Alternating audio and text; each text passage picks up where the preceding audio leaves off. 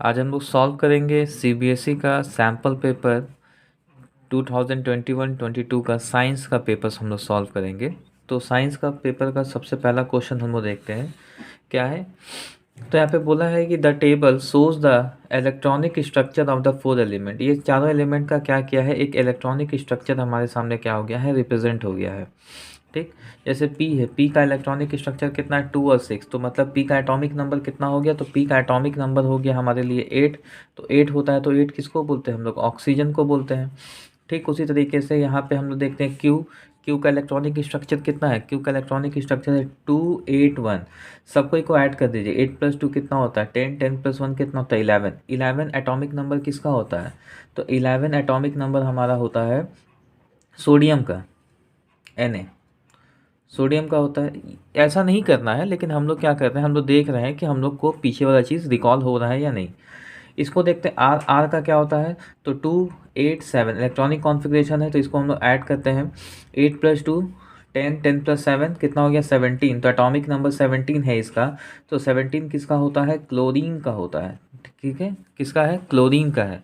और उसके बाद यहाँ पे क्या है 288 है। ठीक है, तो 288। ठीक है, अब हम लोग क्या करते हैं, इसको हम लोग देखते हैं। अब हम लोग क्वेश्चन देखते हैं। ठीक है, इसको हम लोग इसलिए नेगलेक्ट कर रहे हैं क्योंकि इसका क्या है, आउटर मोस्ट ऑर्बिट क्या है, कम्प्लीटली फिल है। कम्प्लीटली फिल है, तो डैट मीन्स इसके बारे में जानने या नहीं जानने बात मतलब मैटर नहीं करेगा ये, क्योंकि इसका आउटर मोस्ट ऑर्बिट देखिए, आउटर मोस्ट ऑर्बिट कितना है 8। तो 8 मतलब क्या हो गया, इसका ऑक्टेट कम्प्लीटली फिल है। तो इसका मतलब ये कोई भी होगा तो कौन सा गैस होगा, ये एक इनर्ट गैस होगा। ठीक है, तो अब हम लोग अपना पहला क्वेश्चन देखते हैं। बोलता है identify the elements will perform the covalent bond. ठीक है, विथ कार्बन। बोला कार्बन के साथ कौन सा कोवैलेंट बॉन्ड बनाएगा। तो सबसे पहले हम लोग क्या करते हैं, कार्बन देखते हैं। कार्बन का एटॉमिक नंबर कितना होता है, 6 होता है।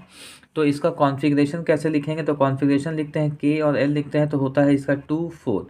तो मतलब कार्बन के लास्ट ऑर्बिट में कितना है, 4 है। दैट मीन्स कार्बन कैसा है, तो कार्बन इज़ अ टेट्रावैलेंट। ठीक है, टेट्रावैलेंसी कार्बन क्या करता है, फॉलो करता है। तो टेट्रावैलेंसी फॉलो करेगा, तो हमको देखना है कि ये जो भी एलिमेंट्स है, ठीक है, एस तो पहले ही ऑब्सोल्यूट हो गया क्योंकि इसका क्या है, ऑक्टेट कंप्लीट है। P, Q, R ये तीनों में से कौन सा ऐसा है जो क्या करेगा, कार्बन के साथ बॉन्ड बनाएगा। तो यहाँ पे देखते हैं पहला, नेक्स्ट हम लोग किसको फोकस करते हैं, नेक्स्ट हम लोग फोकस करते हैं सोडियम को फोकस करते हैं। सोडियम का कितना है 281 है। तो सोडियम को ऑक्टेट कंप्लीट करने का, ऑक्टेट मतलब 8 इलेक्ट्रॉन कंप्लीट करने के लिए इसके पास ऑप्शन है। कैसा ऑप्शन है, हम लोग सोडियम के बारे में लिखते हैं थोड़ा सा। सोडियम का इलेक्ट्रॉनिक कॉन्फ़िगरेशन कितना है 2,8,1। तो सोडियम का यहाँ पे सेल नंबर देखते हैं। इसका सेल कितना है, ये सेल है इसका K, ये सेल है L, ये सेल है M। तो ये क्या है, आउटर मोस्ट सेल में हमेशा क्या करता है, ऑक्टेट कंप्लीट करना चाहिए इसको। तो आउटर मोस्ट सेल में ऑक्टेट कंप्लीट करने के लिए इसके पास दो ऑप्शन है। क्या ऑप्शन है, या तो क्या करे 7 इलेक्ट्रॉन क्या कर ले, एक्वायर कर ले, या तो फिर क्या कर दे 1 इलेक्ट्रॉन को क्या कर ले, ये रिलीज़ कर दे। तो 7 इलेक्ट्रॉन एक्वायर करने में एनर्जी ज़्यादा लगेगा एज़ कम्पेयर टू एक इलेक्ट्रॉन को रिलीज़ करने में।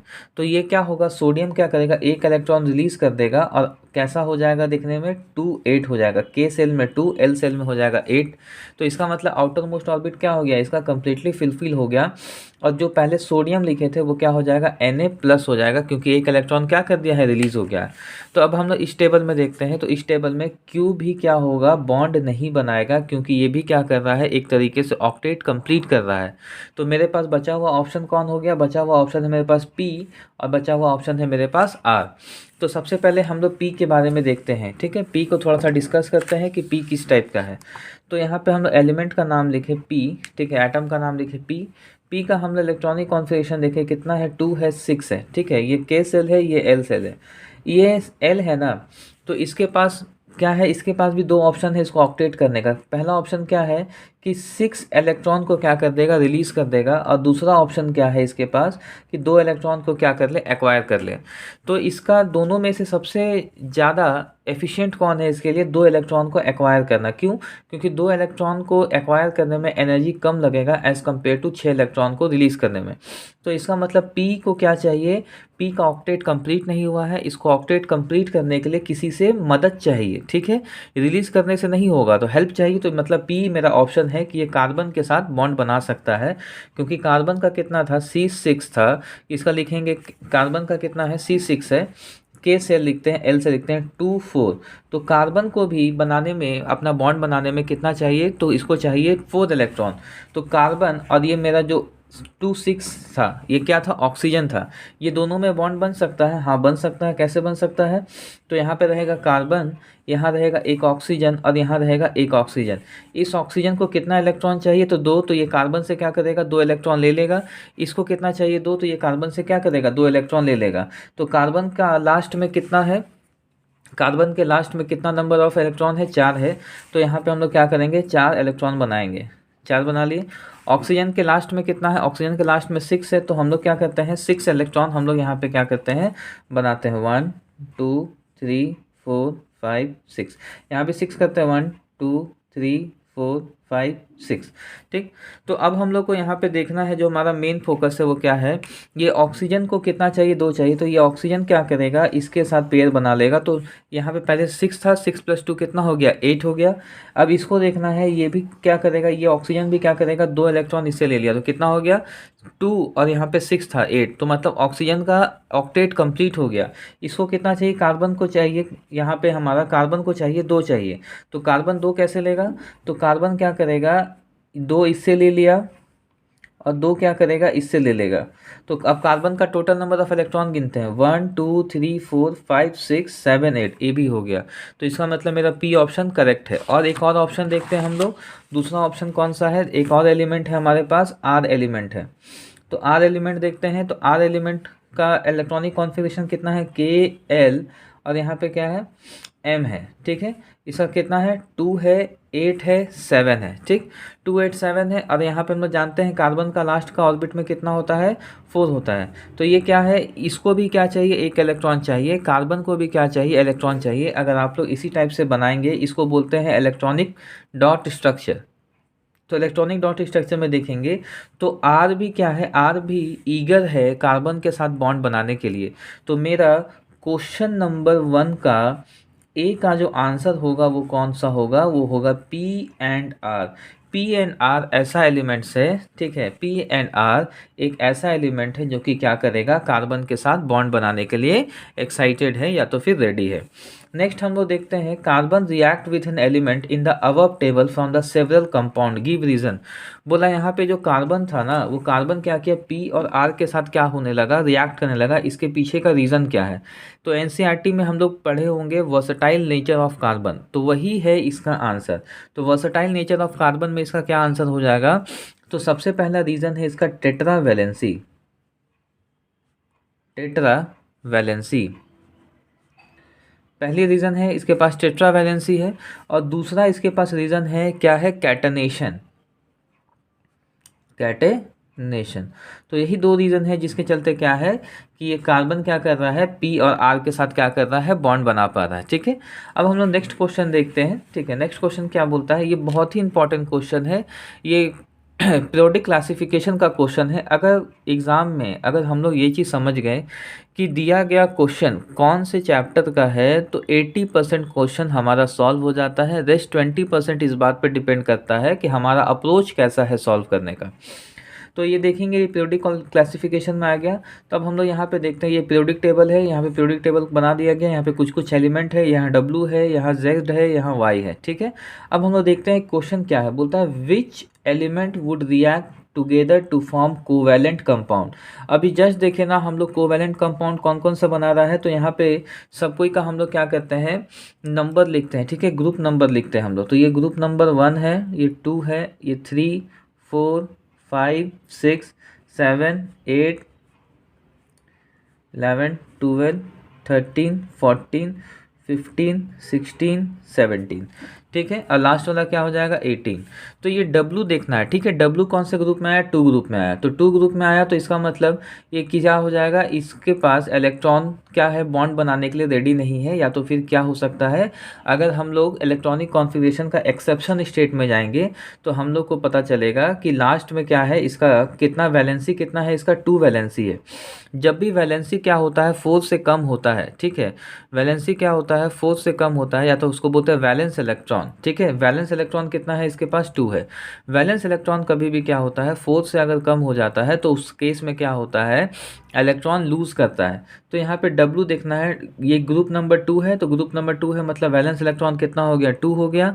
वैलेंस इलेक्ट्रॉन 2 हो गया मतलब आउटर मोस्ट ऑर्बिट में कितना इलेक्ट्रॉन प्रेजेंट रहेगा, 2 ही इलेक्ट्रॉन प्रेजेंट रहेगा W का। तो W में 2 ही इलेक्ट्रॉन है, तो इसका मतलब वो क्या करेगा, डोनेट कर देगा। तो मतलब W यहाँ पे कोवैलेंट बॉन्ड नहीं बना सकता है। ठीक है, कोवैलेंट बॉन्ड ऐसा बॉन्ड होता है जो कि इलेक्ट्रॉन में शेयर करने से बनता है। अब नेक्स्ट देखते हैं 16 मतलब क्या हो गया, इसका आउटर मोस्ट ऑर्बिट में कितना नंबर ऑफ इलेक्ट्रॉन होगा, 6 इलेक्ट्रॉन होगा। ठीक है, कैसे हो गया, 16 है ना, तो 16 माइनस 10 कर दें, ग्रुप नंबर माइनस 10 करना है। ठीक है, कभी 10 से ज़्यादा हो जाएगा। ठीक है, तो हम लोग क्या करेंगे, इस टाइप से करते हैं। तो 16 माइनस 10 कितना होता है, 6। तो आउटर मोस्ट ऑर्बिट में वाई का कितना हो जाएगा, 6। वाई का आउटर मोस्ट ऑर्बिट में कितना इलेक्ट्रॉन प्रेजेंट है, 6 इलेक्ट्रॉन। इसको ऑक्टेट कंप्लीट करने के लिए कितना चाहिए, 2 इलेक्ट्रॉन। जेड में आते हैं, तो जेड का वैसे ही हो जाएगा। जेड का क्या करेंगे, जेड का ग्रुप नंबर कितना है, 17। तो 17 माइनस 10 नथिंग बट इसका आउटर मोस्ट ऑर्बिट में कितना हो जाएगा, 7 इलेक्ट्रॉन। तो ये दोनों ही इलेक्ट्रॉन क्या है, रिलीज करने का स्टेट में नहीं है, दोनों ही क्या करेगा, गेन करेगा। तो गेन करेगा तो ये दोनों ही क्या कर सकता है, एक कोवैलेंट बॉन्ड बना सकता है। तो इसका मतलब इसका जो पहला आंसर है बोलता है which element would react together to form covalent bond. तो ये दोनों ही एलिमेंट क्या करेगा, आपस में रिएक्ट करके कोवैलेंट बॉन्ड बना सकता है। तो दैट मीन्स हमारा आंसर क्या है, वाई एंड जेड, यही है हमारा आंसर पहला का। Which element would react together to form covalent bond, that is Y and Z. Next हम लोग देखते हैं, बोलता है between two elements W and Z which will have the bigger atomic size. तो बिगर एटॉमिक साइज कैसे है, तो अगर हम लोग थोड़ा सा पीछे हम लोग आएंगे और हम लोग एक चीज़ को नोटिस करें कि पीरियोडिक क्लासिफिकेशन के लास्ट में हम लोग पढ़े थे, क्या पढ़े थे कि अगर हम लोग लेफ़्ट टू राइट जाते हैं, ठीक है, कहाँ से जा रहे हैं, हम लोग जा रहे हैं लेफ़्ट टू राइट। अगर पीरियोडिक टेबल का लेफ़्ट टू राइट हम लोग क्या कर रहे हैं, ट्रैवर्स कर रहे हैं, तो इसका मतलब क्या होता है, पीरियड वाइज हम लोग क्या कर रहे हैं, ट्रैवर्स कर रहे हैं। तो एटॉमिक साइज, ठीक है, ये बात याद रखना है, एटॉमिक साइज क्या करता है, डिक्रीज करता है। समझ में आ रहा है बात। तो उसी हिसाब से अगर हम लोग देखेंगे तो ये क्वेश्चन सॉल्व होगा। ये पहला टॉपिक याद रखना है। दूसरा टॉपिक हम लोग को क्या करना है, डाउन द ग्रुप। ठीक है, डाउन द ग्रुप, ग्रुप के नीचे, जैसे ही हम लोग ग्रुप के नीचे डाउन ट्रैवर्स करेंगे, ग्रुप बाय ग्रुप नीचे ट्रैवर्स करेंगे, तो जैसे ही ग्रुप में नीचे आएंगे वहाँ पे क्या होगा, एटॉमिक साइज जो होता है वो क्या करता है, इंक्रीज करता है। तो एटॉमिक साइज क्या करेगा, इंक्रीज करेगा। ठीक है, एटॉमिक साइज इंक्रीजेज और यहाँ पे होता है एटॉमिक साइज डिक्रीजेज। अब यहाँ पे हम लोग को देखना है, ठीक है, थोड़ा सा हेजी जैसा हो गया, लेकिन फिर भी अगर आपके पास सीबीएसई का सैम्पल पेपर है उसको प्रिंट आउट निकालें और जैसे जैसे बता रहे हैं उसी टाइप से सॉल्व करें। तो यहाँ पे देखना है जेड ऊपर है, ठीक है, जेड के नीचे है डब्ल्यू। इसका मतलब अगर हम लोग एक अच्छे से हम लोग इसका सिनेरियो देखेंगे तो सबसे पहला, ठीक है, सबसे छोटा एलिमेंट कौन हो जाएगा, यहाँ पे सबसे छोटा एलिमेंट हो जाएगा जेड। ठीक है, जेड से बड़ा कौन हो जाएगा, जेड से बड़ा हो जाएगा हमारे पास वाई हो जाएगा। ठीक है, z से बड़ा कौन हो जाएगा, y हो जाएगा। और देखिए तो y के नीचे भी कौन है ना, y के नीचे कौन है, w है। तो w क्या हो जाएगा, सबसे बड़ा हो जाएगा। क्यों, क्योंकि हम लोग बोले कि जैसे ही हम लोग क्या करेंगे, जैसे ही हम लोग डाउन द ग्रुप में ट्रैवर्स करेंगे एटॉमिक साइज बड़ा होता है। तो यहाँ पे देखना है हम लोग क्या कर रहे हैं, ग्रुप वाइज क्या कर रहे हैं, ट्रैवर्स कर रहे हैं। तो सबसे ऊपर मिल गया z, उसके नीचे है y। तो z छोटा है, y क्या हो जाएगा, बड़ा। और y के भी नीचे मतलब लास्ट में देखिए y के भी नीचे क्या है, w। तो w क्या हो जाएगा, सबसे बड़ा हो जाएगा as compare to y and z। अगर एग्जाम में अगर पूछा गया कि इसको इंक्रीजिंग एटॉमिक साइज में लिखें या डिक्रीजिंग में लिखें, तो हम लोग को क्या करना होगा, ये दोनों बात को याद रखना होगा, तभी हम लोग क्या कर सकते हैं, लिख सकते हैं। तो यहाँ पे सेकंड का आंसर क्या होगा, बोला which two element w and z will have the bigger atomic radius. तो w और z में कौन सा होगा, तो w डाउन द ग्रुप है, z टॉप द ग्रुप है। तो जैसे ही हम लोग जितना नीचे आएंगे ग्रुप में उतना ही क्या होता है, एटॉमिक साइज बड़ा होता है। तो इसका आंसर क्या हो जाएगा, w। और इसका रीजन में हम लोग क्या लिखेंगे, लिखेंगे down the group atomic size increases. बहुत ही सिंपल है, आशा करते हैं आप लोग को समझ में आया होगा।